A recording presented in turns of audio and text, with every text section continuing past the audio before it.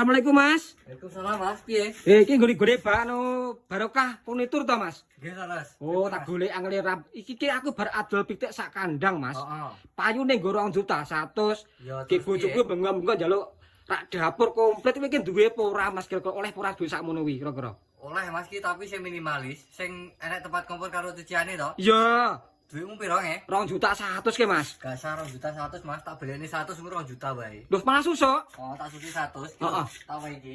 Oh, iki. Set minimalis wis enek nggon kompor 2 tungku ning kene ya to. Heeh. Ini wis enek tempat cucian piring. Iya. Engko tak bonusi iki lho. Apa ki Mas? Kan karo suara pembuangan. Jadi siap pakai. Oh, alah. Misalnya wis enek rodani ya to, nek Heeh. penak. Oh iya iya iya iya. heeh. Tak komplit tempat piring ning kene iki, piring gelas sing ndok. Oh iya. Jadi kita nggih lawo-lawo atau bumbu-bumbu ning kene wis komplit iki. Komplit iki wis enek. Dindingnya wis tak pasang tempat piring karo gelas. Oh iya iya. Jas iki. Lah kok enggak penduri Mas?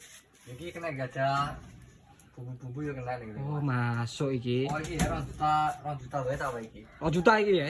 Ki bojo kek jeneng wong edok kan ya beda-beda Mas. Heeh. Pilihane warna kan ya akeh. Umpama pilih warna liyane eneng apa ora ngono. Wah akeh Mas aku pilihane ready akeh pokoke. Oh pol ya. Heeh. Beh.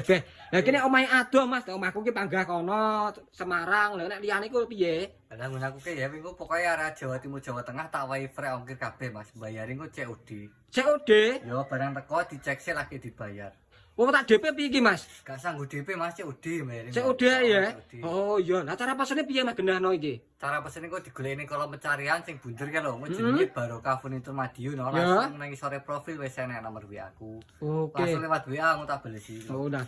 Iya iya. Ki terno nggon aku Mas. Yo oke siap. Iki lho Lur, 2 juta saja nggih, Lur istimewa iki Lur.